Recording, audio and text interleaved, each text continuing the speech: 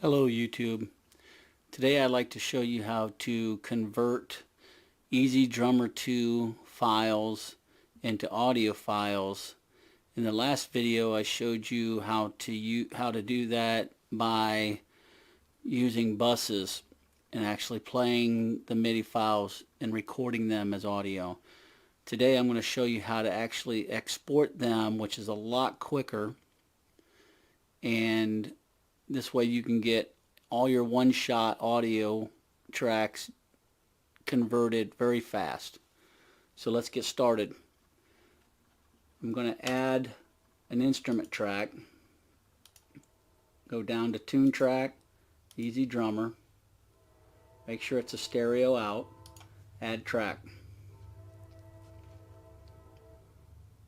After EZDrummer 2 opens up, we will open up browser, go to Pop Rock or whatever you have, whatever you want to use, and we will pick an Audition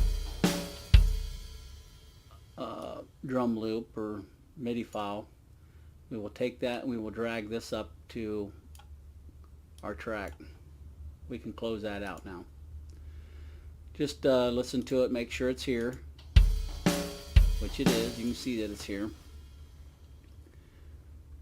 That's what I like to do, is drag this file out a little bit. Now you're only going to do this if at the end of your song, because if you don't, you may cut off the tail of like a cymbal or something that's supposed to ring out a little bit. So I usually drag it out maybe a half a bar just to make sure that I get my tail, or you can go full bar at the end,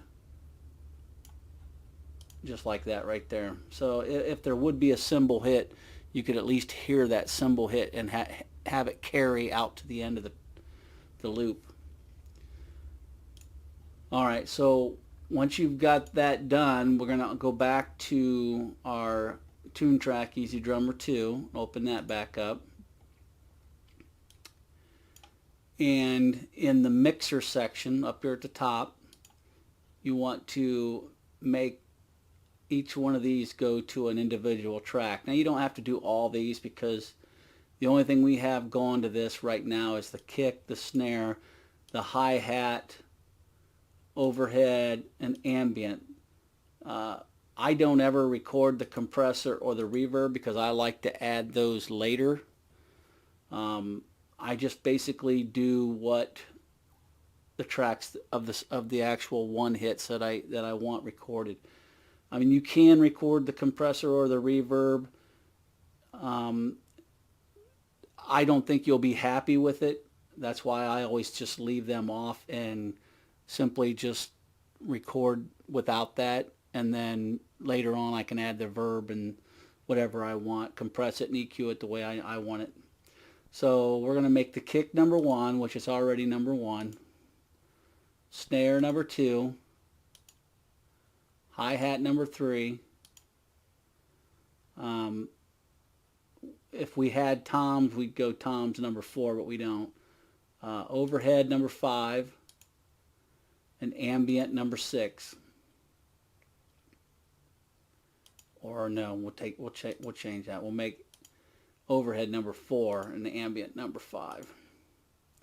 Everything else we can just keep on 1, because nothing else is going to actually come through on that.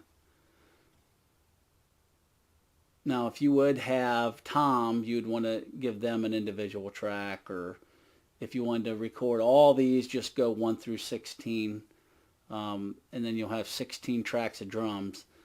I just can't see having 16 tracks of drums when you only got 5 playing. So once you're done with that, so we have 5. 1, 2, 3, 4, 5. And that's it. We're done here. Now we come over here to the EZDrummer here, and right here where it says EZDrummer, these are the outputs. We select that, and then we select 1 through 5. Right like that. Now if you notice, there's nothing here. But if we go to our mix page,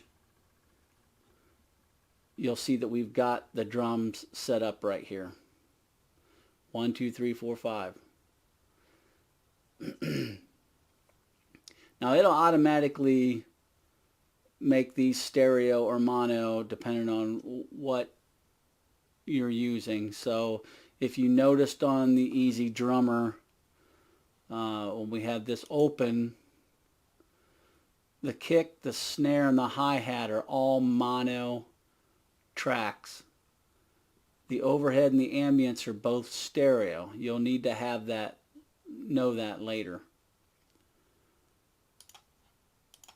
So now all we need to do is export this EZDrummer 1 to the actual audio tracks.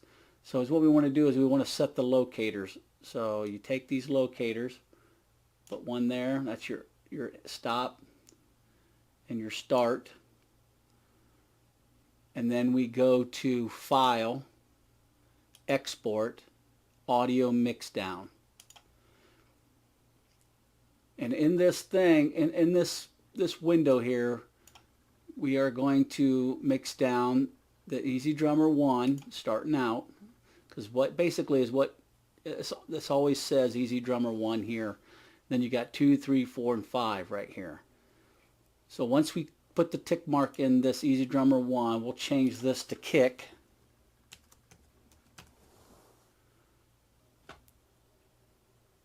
And we just want to keep it what our actual project is, which is 48, 24-bit. Now, like I said, this kick is a mono track, so we want to make sure it's a mono.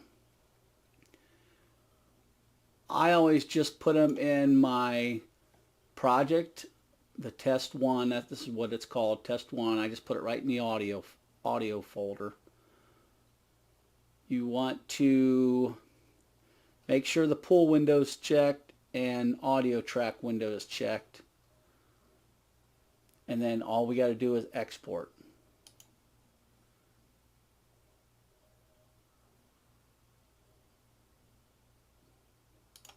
Click OK. So now we have our kick drum down here. Then we just do the same thing for each one of these. So EZDrummer 2, which is our snare. We want to change this to snare. Keep it everything the same. Mono, it's a mono. Export. Okay. 3, which is going to be the hi-hat. Same thing, it's a mono down mix. Everything's the same.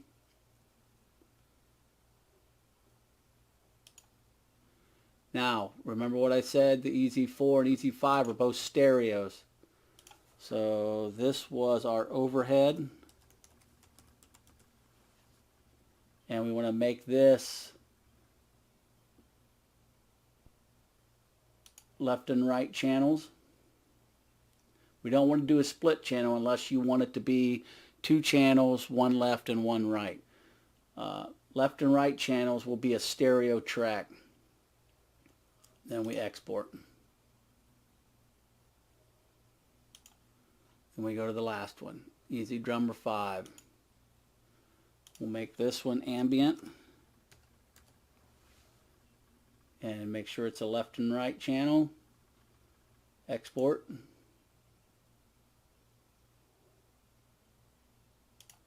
Okay. Now we're done with that. Make these a little smaller so we can see them here. Now if we mute the EZDrummer track, and you should be able to hear all the drums down here playing.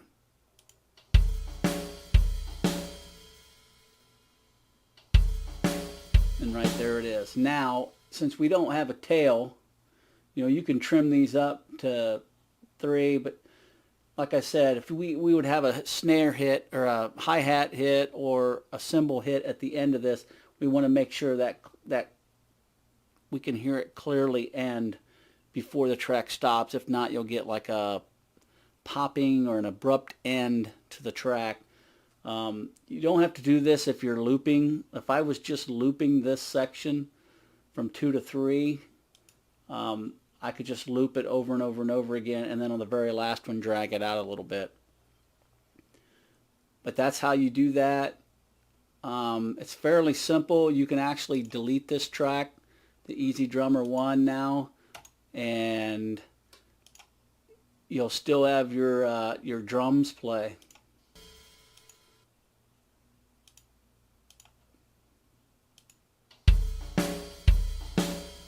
It's fairly simple to do and fairly quickly. It takes just a couple seconds to do all your drum tracks for the whole song. If you like this video, give it a thumbs up. Go ahead and critique it if you want. And if you have simpler ways to do things, please leave comments in the comment section. And thank you very much.